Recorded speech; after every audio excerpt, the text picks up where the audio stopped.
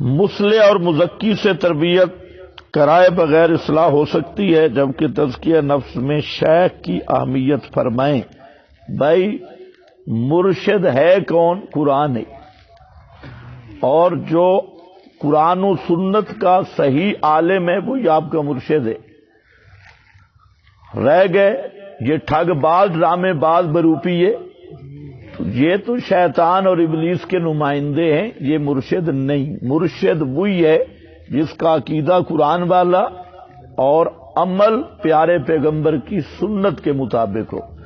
بدعات تلبیسات والے وہ مرشد نہیں ہوتے، ان کو بے شک شیخ میں کہہ لو، لیکن مرشد کیا ہے؟ اللہ نے کیا فرمایا؟ فَاسْتَمْسِكْ بِالَّذِي أُوحِيَ إِلَيْكَ إِنَّكَ عَلَىٰ صِرَاطٍ مُسْتَقِيمٍ إِنَّهُ لَذِكْرٌ لَكَ وَلِقَوْمِكَ۔ اللہ نے فرمایا میرے پیغمبر یہ قرآن آپ کا بھی مرشد ہے۔ إِنَّهُ لَذِكْرٌ لَكَ، تو جب نبی کا مرشد قرآن ہے تو تم کس کو مرشد بناؤ گے؟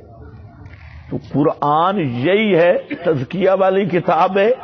ہاں جو قرآن کا صحیح عالم ہو اور قرآن پاک بیان کرنے والا ہو تو اس کے ساتھ تعلق کی نسبت یہ ذریعہ بنتی ہے تزکیہ نفوس کا، مروجہ پیری مریدی نہیں۔